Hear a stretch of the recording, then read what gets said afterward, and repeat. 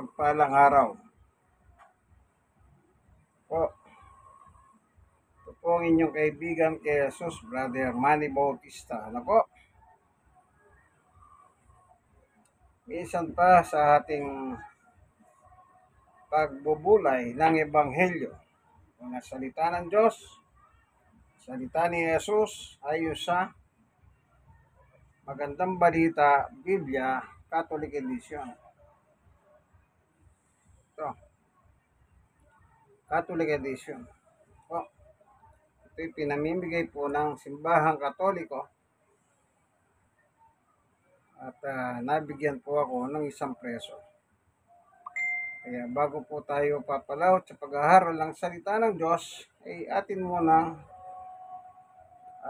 mananalangin muna tayo. Po, magpipray tayo. Tutulog tayo sa Diyos upang ang Diyos ay ating makanihig. Ano po? Panginoon Diyos, sa aming Ama na makapangyarihan sa lahat. Minsan pa, samahan mo po kami sa aming pag-aaral ng Ebanghelyo sa pagkakataon na ito. Buksan mo po ang mga puso at isip ng bawat isa sa amin, yung mga nasishare ng video ito.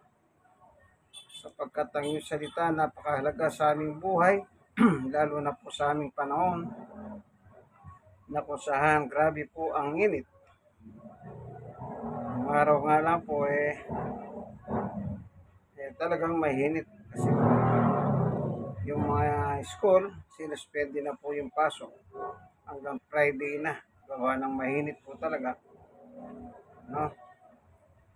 Panginoon Diyos, samahan mo kami upang maunawaan namin ang iyong mensahe sa ngalan ng aming Panginoong Jesus. Amen. Pero po tayong magnifying glass upang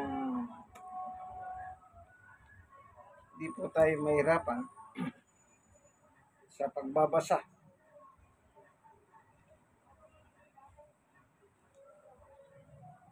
Meron po nakasulat dito,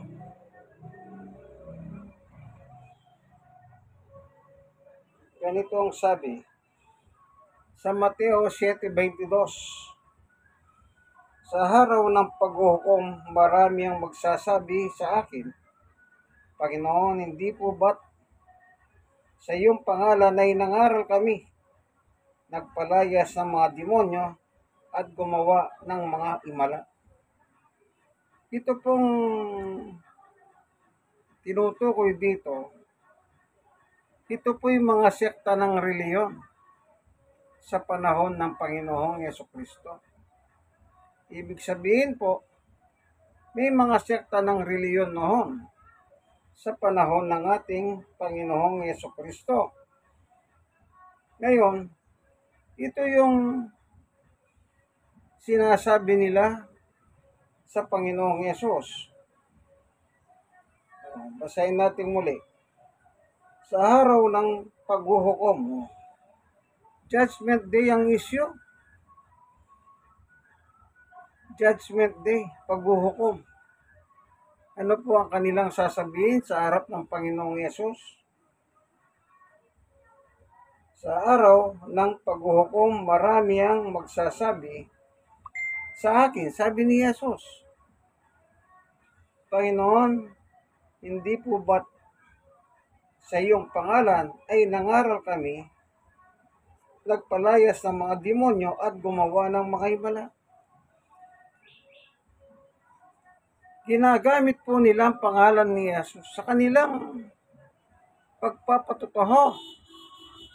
At mabisa naman. Anong sabi nila? Nagpalayas kami ng masamang espiritu. Ito sabi niya, no? Nagpalayas ng mga demonyo at gumawa ng mga himala. Siguro may mga sakit na kung masasabi natin terminal na ang kanyang sakit. Napapagaling pa nila sa pamamagitan ng kanilang paggamit sa pangalan ng Panginoong Yesus. Yung mga sinasaniba ng masamang espiritu, pinalalayas yung mga masamang espiritu sa pangalan ni Jesus. Ibig sabihin po pala, noong panahon na nangangaral pala ang Panginoong Yesus dito sa mundo, ay meron siyang binanggit na ganito pagdating ng paghuhukom. Ibig sabihin, meron pala nangangaral na pagdating ng panahon, itong mga nangangaral na ito ay magbibigay sulit sila. O kaya, anong tawag dito? Magre-report sila mismo sa Panginoong Yesus. Ang sasabihin lang nila, gumawa kaming maraming himala, nagpalayas kami ng mga masamang espiritu sa iyong pangalan. Noon po pala po naman, meron na po pala talagang gumagawa ng kagaya nito, pangangaral. Pero hanggang ngayon, meron din naman pong nangangaral. Ang problema po, yung iba hindi naman po nangangaral sa labas. Hindi sila nangangaral sa labas. Ang dala po nila mga magazine. Yung kanilang mga magazine na sila po ang gumawa, na sila yung nagtanong, sila rin ang sumagot. Halimbawa, yung mga Jehovah Witnesses o saksi ni Jehovah, yung Iglesia ni Cristo. Ano po pinamimigay nila? Mga magazine, pulyetos, na yung magazine, yun po yung binabasa nila sa harap ng mga tao. Hindi po Biblia. Ang sinasabi nila, yun naman daw ay kuha naman nila sa Biblia. Pero magtataka ka, yung mga magazine na yun, may tanong at sagot. Yung tanong nila, sila yung nagtanong, sila rin yung sumasagot. Ano po? Hindi sila nangangaral sa labas kundi nagbibigay ng mga magazine. Ganun po ang ginagawa nila. Ngayon, ako rin po naman nagpapatuturi naman ako sa labas. Malakas ang loob kung magpatuturo sa labas at ginagamit ko po ang pangalan ng Panginoong Yesus. Minsan nakapalayas din po naman ako ng masamang espiritu. Yung sa isang pagkakataon, dalaginding. Ano po? At yung namang pamangkin ni Sister Baby, ng araw ng Sabadong yon, pagkatapos ko pong lumayo ng pag-uwi ko, umiiyak po yung bata na masakit ang tiyan. So, ang ginawa ko, kasi sabi ng nanay niya, bayaw, kanina po masakit ang tiyan ng batang yan. So, ginawa ko po, Bible study ko muna po yung nanay. Nandun po si Sister Baby. Then after that, kumuha ko ng langis. Ipinahid ko po sa tiyan ng bata. At maya po, nag-pray din ako. At yung bata, bigla pong nagsuka. Siyempre, kumbaga, first time ko eh. Ginamit ko po yung talata sa Santiago, pahiran mo ng langis, sabi ni Santiago. So, nagsuka yung bata. Yun po pala, kaya nagsuka, siguro meron siyang nakain na hindi korsonada ng kanyang tiyan. So, after nang magsuka po yung bata, guminawa siya. Isipin niyo po, apon pa, masakit yung tiyan. Nung dumating po ako ng gabi, doon pa lang siya nalunasan sa tulong ng panalangin sa Diyos, sa ngalan ni Jesus. Ako rin po ginagamit kong pangalan ni Jesus. Bakit po? Kasi may taglay na kapangyarihan yan eh. Ito po, tignan niyo, no? Sa Roma,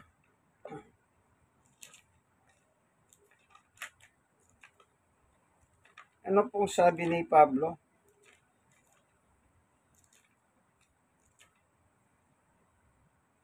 Uno, 19. Basahin natin, ano? Roma, nakalagay dito, sandali po, ano? The 16. Sabi ni Pablo, hindi ko ikinaiya ang magandang balita sapagkat ito ang kapangyarihan ng Diyos para sa kaligtasan ng bawat sumasampalataya, una sa mga Hudyo at gayon din sa mga Grego. Ano daw po yung salita ng Diyos o magandang balita? Kapangyarihan. Kaya may kapangyarihan po. Yung nilagisan ko po yung tiyan ni Jores po pangalan. Nga sa ano po, ikakasal sa July. Pagkatapos niyang mag-blow, sumuka, mayat maya na masmasan po, nakatulog. Nakatulog siya, naginawahan po yung bata. Pero wala po akong sinusunod na doktrina kundi yung doktrina ng Panginoong Jesucristo. Yung aral niya. Ano po? Pero papasinin niyo po, yung pinabanggit ng Panginoong Yesus sa 7 Mateo 22, anong sabi po ng Panginoong Yesus? Sa araw ng paghuhukom, marami ang magsasabi sa akin, Panginoon, hindi po ba't sa iyong pangalan ay nangaral kami, nagpalayas ng maraming demonyo at gumawa ng mga himala? Alam niyo po, in due time, pag sabi ko nga po, nag-report yung mga nangangaral. Ako nangangaral din ako. Kanya lang, wala po akong sinusunod na doktrina o aral, kundi yung aral ng Panginoong Jesucristo. Pero yung iba po, tignan niyo po sa 23. Verse 23, ngunit sasabihin ko sa kanila, hindi ko kayo kilala, lumayo kayo sa akin, kayong mga gumagawa ng kasamahan. Nangaral po sila. Pero sabi ng Panginoong Yesus, hindi ko kayo kilala, magsilayo kayo sa akin, kayong mga gumagawa ng masama. Bakit po naging masama? Alam niyo po ba, mostly sa mga reliyon po, yung doktrina nila, sabi ko nga po sa inyo, namimigay ng magazine. Yung doktrina nila, ang nakapaluhog po dyan. Ano po? Yung doktrina nila. Kailangan po kapag nangangaral ka, yung doktrina ni Jesus ang dala-dala mo. Problema po, may kanya-kanya kasi ng doktrina at yun po ang sinasabi nila. Halimbawa, yung saksi ni Jehovah, yung Iglesia ni Cristo. Kilala niyo po siguro ang mga reliyon na yan. Pareho lang po ito eh. Anong paniwala nila? Anong paniwala nila kay Jesus? Si Jesus nilikha ng Diyos. Kung kayo po miyembro ng Jehovah Witnesses o yung mga saksi ni Jehovah sa wikang Tagalog, o yung foreigner po nagtayo niya, si Charlie Tase. Yung Iglesia ni Cristo naman, ang nagtayo naman, si Yumang Felix Manalo. Pero magkatulad ang doktrina nila. Anong doktrina nila? Si Jesus ay nilikha. Tayong mga tao, yung mga ngaral, nilikha lahat yan sa lupa. Doon po sa Genesis, nilikha ang tao mula sa alabok ng lupa. Sabi po sa Genesis 1:26, 27, Genesis chapter 2, verse 7. Nilikha po tayo sa pamagitan ng lupa, kaya pag namatay tayo po'y bumabalik sa lupa. Ang sabi po ng Diyos kay Adan, ikaw ay babalik sa lupa. Sa chapter 3 ng Genesis po naman yon. Pag namatay ka, babalik ka sa lupa ka nang galing. Ang kanilang doktrina magkatulad. Anong pagkatulad nila? Si Jesus ay nilikha. Hindi po nilikha si Jesus. Kaya sabi ni Jesus, lumayo kayo sa akin mga gumagawa ng kasamahan. Masama po ang kanilang doktrina. Isipin niyo po, si Jesus anak ng Diyos. Sasabihin mong si Jesus ay nilikha. Pareho pa sila ng talatang ginagamit. Kolosas, basahin ko po yung ginagamit nila. Hindi po nila maunawahan eh. Kasi nga po, pinuputol nila doon. Tignan ko ha. Para lang po, ito yung nag-aaral po tayo. Bible study. Hindi po tayo nangingriticize or sabihin natin na may personal. Hindi po. Dito po sa Kolosas, ito po chapter 1 verse 15. Si Kristo ang larawan ng Diyos na di nakikita. Sino po si Kristo? Larawan ng Diyos di nakikita. Siya ang panganay na anak at pangunahin sa lahat ng mga nilikha. 16. Sapagkat sa pamamagitan niya nilikha ang lahat ng nasa langit at nasa lupa, nakikita man o hindi, pati ang mga espiritual na kapangyarihan, pag-ahari, pamahalaan at pamumuno. Ang lahat ay nilikha ng Diyos sa pamamagitan niya at para sa Kanya. 17. Siya ang una sa lahat at ang buong sansinukob ay nananatiling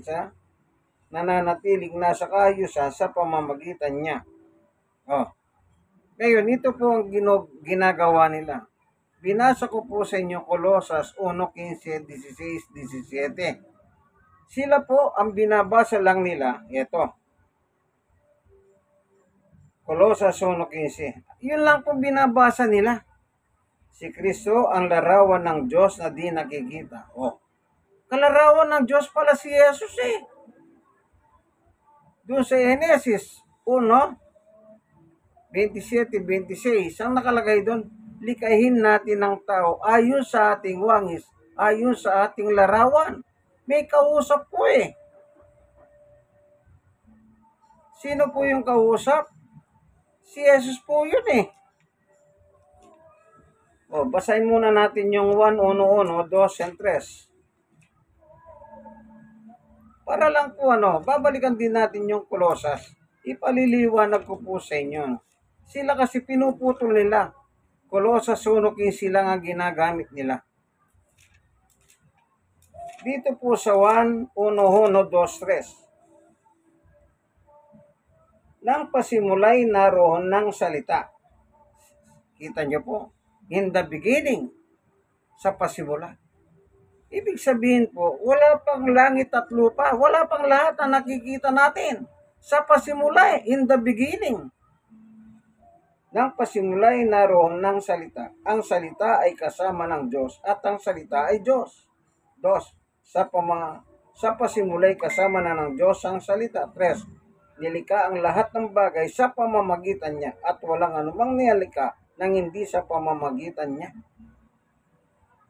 Kung babasahin niyo po itong binasa ko kanina, magkatugma sila eh. Ni Apostol Pablo, Kolosas 1:15. Si Kristo ang larawan ng Diyos na di nakikita. Siyang panganay na anak at pangunahin sa lahat ng mga nilikha. Pansinin niyo po, si panganay na anak.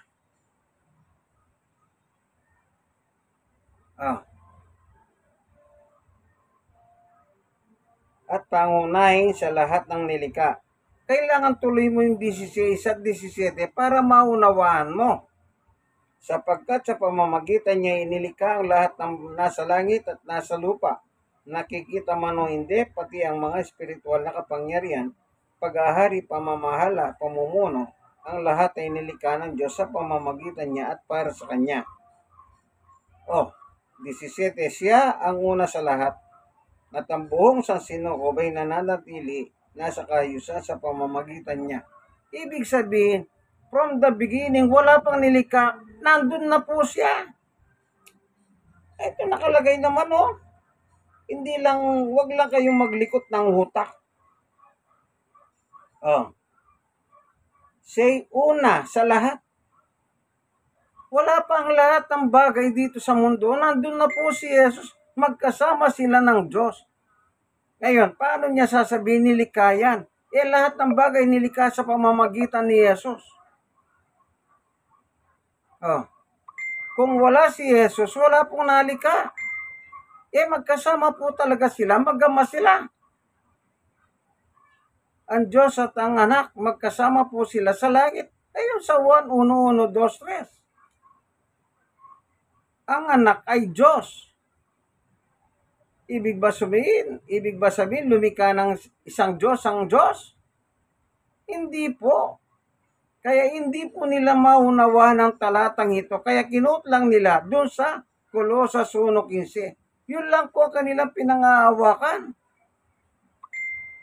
Na pareho po sila ng doktrina. Yan po sinasabi ko sa inyo. Yung doktrina ng kanilang founder. Yun po ang kanilang pinaniniwalahan. Hindi po pwede ang ganon. Kaya ako nangangaral ako, ginagamit kong pangalan ni Jesus. Yun po, sinabi ko po, naranasan ko, nakapagpalayas ng masamang espiritu sa isang dalaginding. Doon po sa lugar na kina Brother Marlon. Nabuo, sabi nga nila, buti nandito si Pastor. Sabi ko naman, bakit naman kako, bakit mabuti? Kasi, yun nga po, yung apo ng nanay ni Brother Marlon.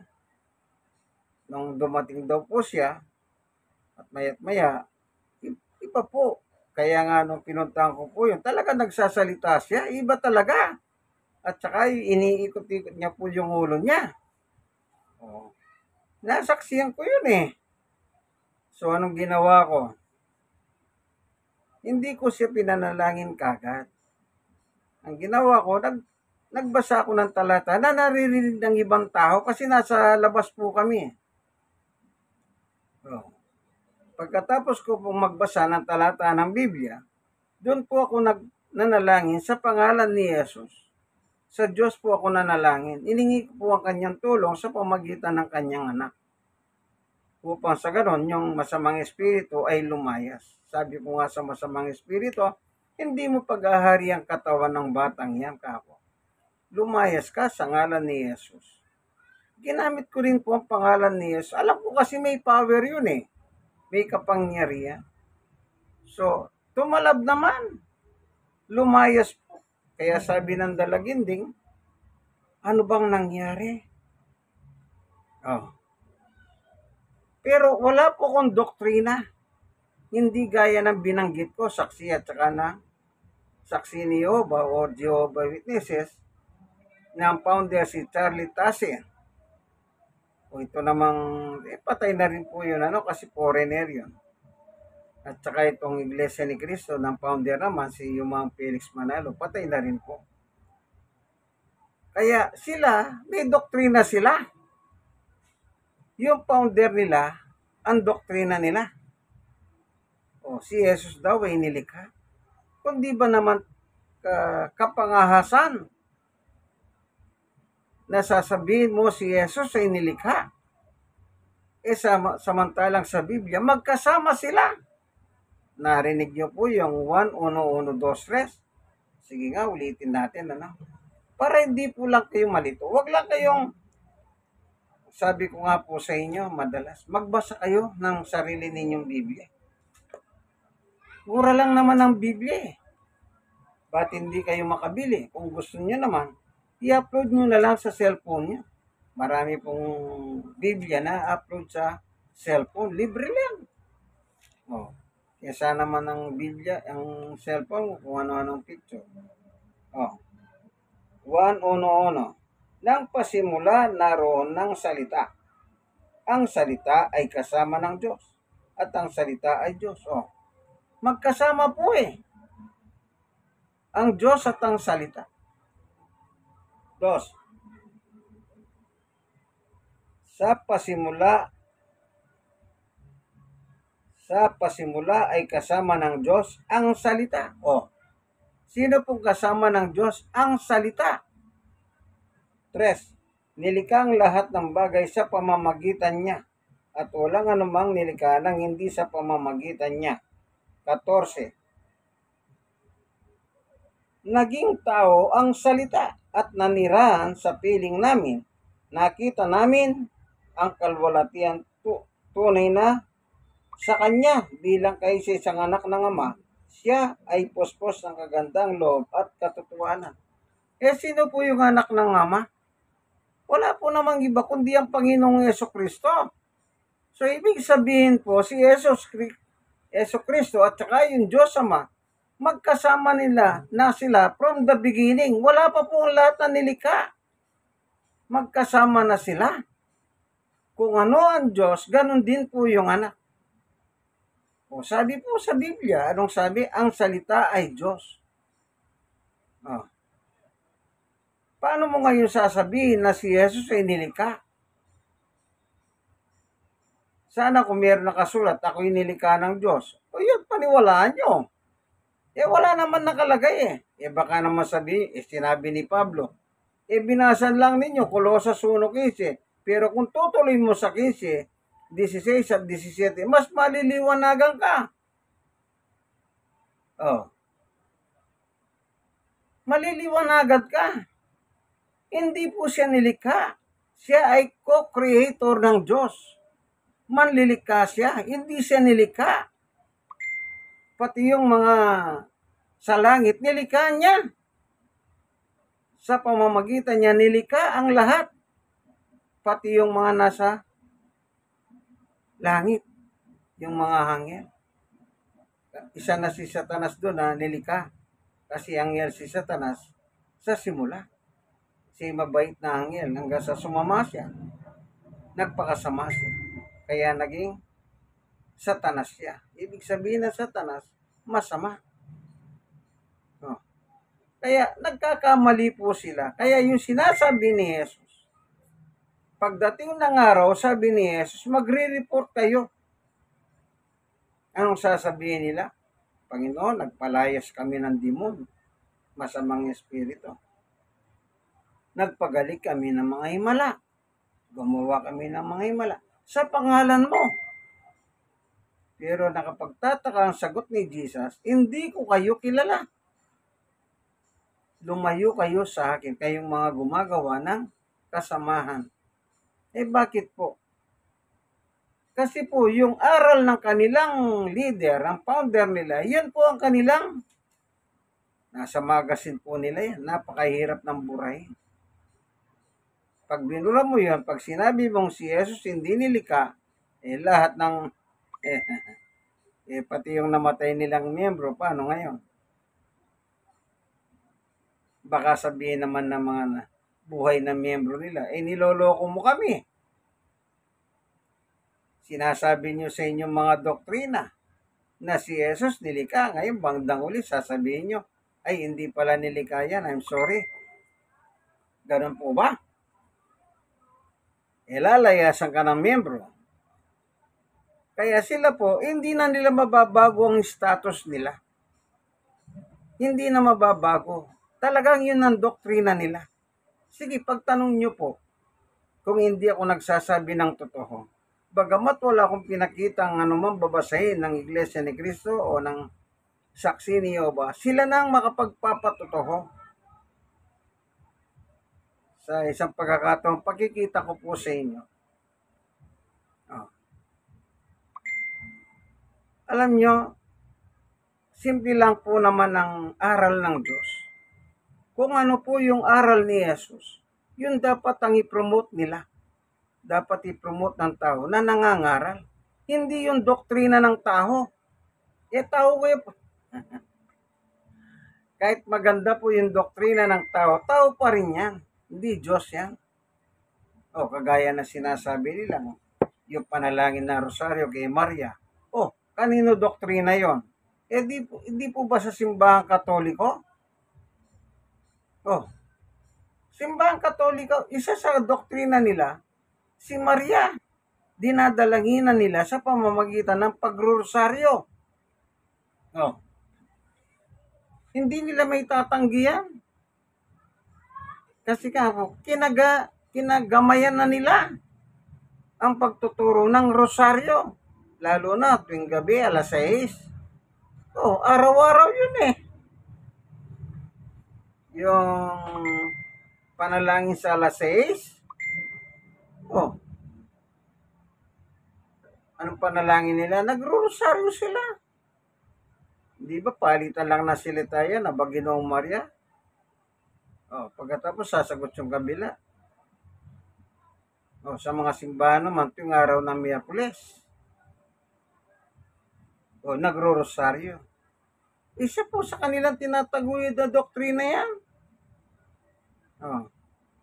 Kaya, yan po ang sinasabi ko. Ano? Kaya dito sa Bible, mag-ingat po tayo. Baka yung reliyon yung kinabibilangan ay kinabibilangan ng mga taong ito na kanilang pinopromote yung doktrina ng kanilang founder. Oh. O saan ka naman nakakita sa Jehovah? Si Jesus malihit na Diyos. Oh. Saan ka nakakitang malihit na Diyos si Jesus? Sa kanila, doktrina nila yan. Sa Iglesia ni Cristo naman, kay Felix Manalo, si Jesus hindi Diyos, kundi tao. Oh. Sa Katoliko naman,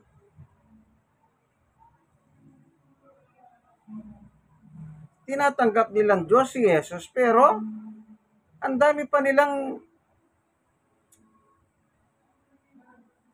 nananalangin sila sa mga kay Santa Maria sa pamagitan ng rosaryo. Nananalangin sila sa mga tao. Bakit tao ang sasabi ko? Nananalangin sila sa mga tao na buhay noon sa panahon nila. Ngayon hindi.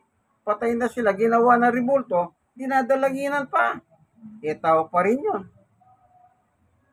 Oh. Alam niyo po, kung kay Kristo ka, ang doktrina ni Jesus lang ang ipapangaral mo. Wala nang iba. Ano po? Para hindi ka magkamali. Pero kung inaaluhan mo ng doktrina yung founder ninyo, mga leader ninyo, ay ba, mali na po yun. Kasi, mas magaling pa kayo kay Kristo. Oh, yung Iglesia ni Kristo, si Jesus ay tao.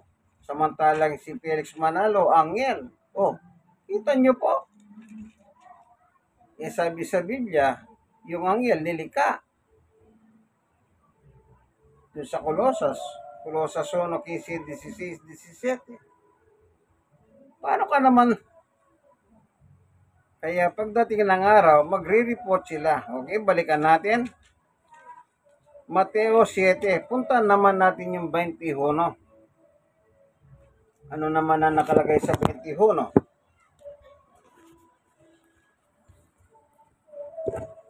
Punta tayo sa 21. Ano po? Ano yung nakalagay sa 21?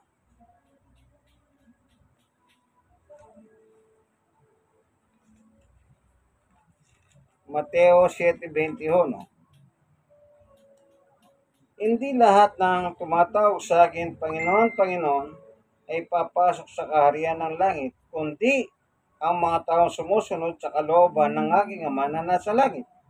22. Sa araw ng paghukom, marami ang magsasabi sa akin, Panginoon, tignan niyo po hindi po ba't sa iyong pangalan ay nangaral kami at nagpalayas ng mga demonyo at gumawa ng mga himala?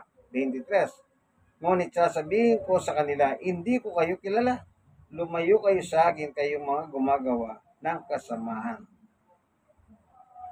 Bakit po?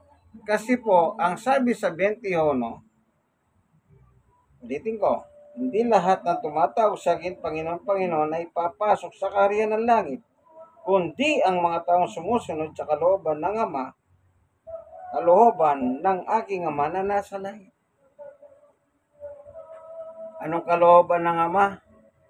Ang Panginoong Hesus lang po ang pwede mong ipatotoo sa mga tao. Wala nang iba. Kasi po siyang pinadala dito sa lupa upang ipatotoo sa mga tao ang Panginoong Yesu Kristo.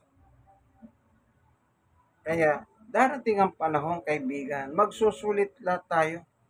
Pero mas maganda na dito pa lang sa lupa, bago dumating ang pagsusulit natin sa Diyos, siguraduhin na natin ang ating buhay. Bakit po? Pag nagkamali ka dito sa lupa, sigurado pagdating doon sa pagsusulitan mo, wala ka na magagawa pa.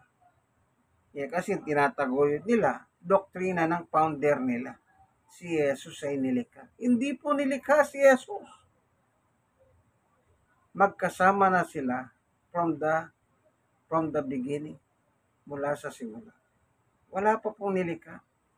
Nandun na po si Jesus, magkasama sila. Kaya sa pamamagitan niya, nilikha ang lahat ng mga bagay, maging yung mga nasa langit. Ano po. Salamat, Panginoon Diyos, sa katotohanan binahagi mo po sa amin sa oras pong ito. Salamat po sa totoong aral mo. Nawa yung mga nanonood, nakikinig ng video nito, buksan mo ang puso nila. Kung sila man po nasa naliliis na haral, baguhin mo po ang kanilang paniwala. Hallelujah. Maraming salamat po sa ngalan ng Jesus. O Panginoong Jesus, Amen and Amen. God bless us all po. Ito pong inyong kaibigan. Muli, Brother Manny Bautista, nagsasabi sa inyo, kaibigan, i-share nyo nang i-share ito. Kayo naman na-sharean, i-share na ninyo sa iba. Bakit po? Mabuting mag-share po kayo ng buong katotohanan. Ito po ang inyong kaibigan kay Jesus, Brother Manny Bautista. Nasa programa po kayo ang tunay na pagbubunyag ng katotohanan o salita ng Diyos ayon sa Magandang Balita Biblia, Catholic Edition. Po, God bless us all.